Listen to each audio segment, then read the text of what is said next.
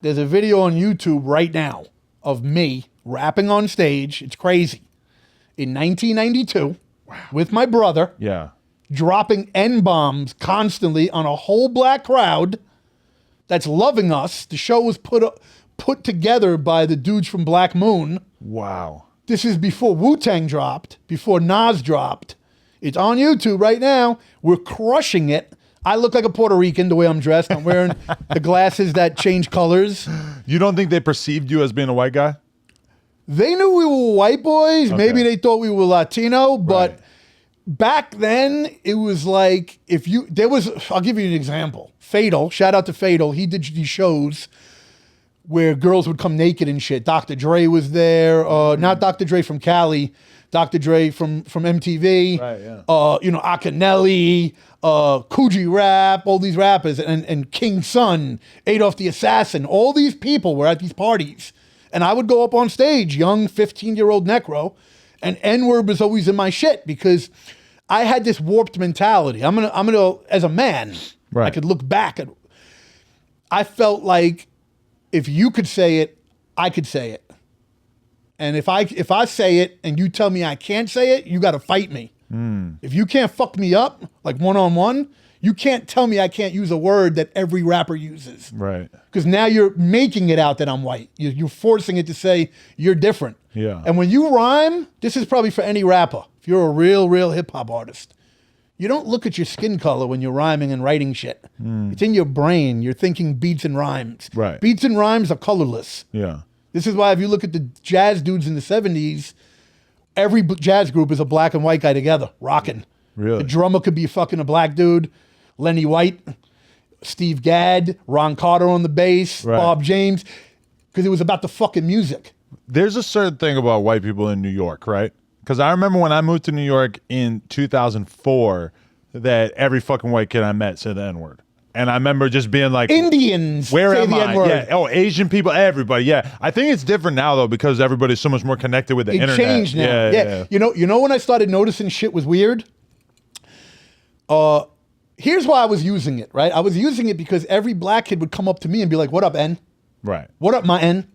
When you get called it so much by black people, and then every huge group that pushes their shit on white audiences like NWA, now you're expecting that kid to know better? Right. I didn't know better. Yeah. Like and here's the thing, every Puerto Rican saying it. Right. They look like me. My skin, Fat Joe has the same skin color as mine. We're both pale. You know what I'm saying? Not every Puerto Rican or Dominican is dark skinned. Right. So you're hearing Latinos say it. I'm in the projects. My neighbors, one is black, you're hearing it nonstop. When you eventually, everything's about where you're from sometimes. If you're from a certain area, you're going to be brainwashed to that. Yeah. Especially when you're young. I see it all the time. But here's the thing. As things started getting more internet-y. Yeah. The rules became much more people established. from different blacks from out of New York didn't like the fact that I was using the N-word. Yeah. And I never experienced that because I'm only dealing with the people I'm dealing with in Brooklyn usually. But when did you start to catch that vibe or sort of get that was the sentiment?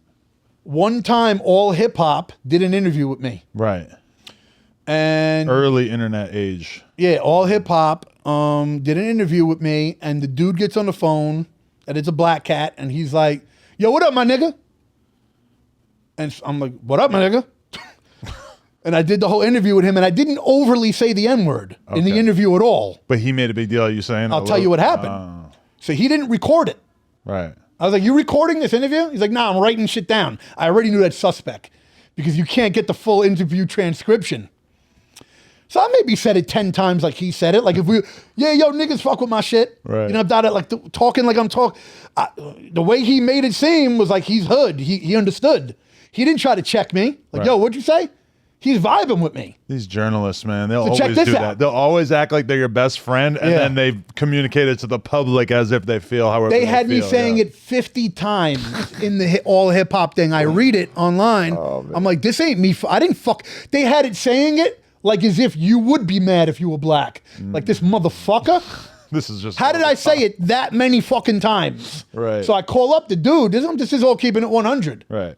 Not lying to you. I believe you're keeping it 100, yeah. If I'm correct, his name is Chuck Creekmore. Okay. He's the one who runs all hip hop. I called him up. I'm like, yo, G, are you fucking serious?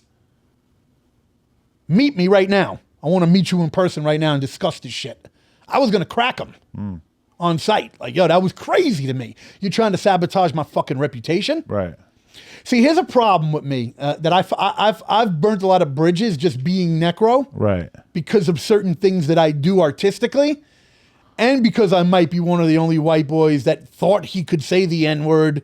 But I'm saying it no different than anybody who says it in hip-hop says it. Never racist. But I didn't realize, for some reason, my brother stopped way earlier than me.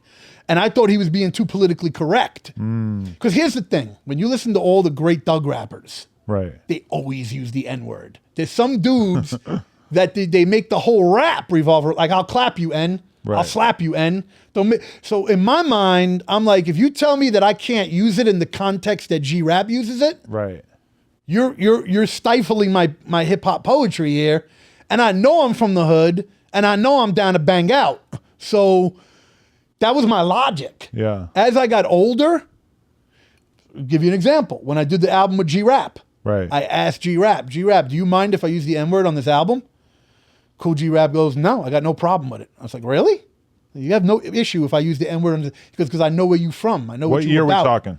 2013. G-Rap goes, I know where you're from. I know what you're about. He goes, so I don't take it the wrong way. I said, but you know what? I'm not going to use it on the Godfather's album because I don't want to give anyone an excuse to say they didn't like this album. I don't want to hear, oh, white boy used the N-word.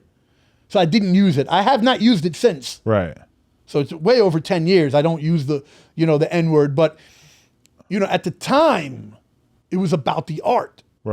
Because think about it. Here's a fucked up thing. If you're a white rapper and the predominantly doper fucking dudes are all black, you want to fit in. You want to be treated equally. You don't want every time you walk in the room, your color gets brought up. That's almost similar to blacks maybe in the jazz world in the 50s. Everywhere they went, their color got brought up. All right, people, we just hit 300,000 subscribers. You know we're trying to hit 400,000 subscribers. So that little red button, tap it, tap in.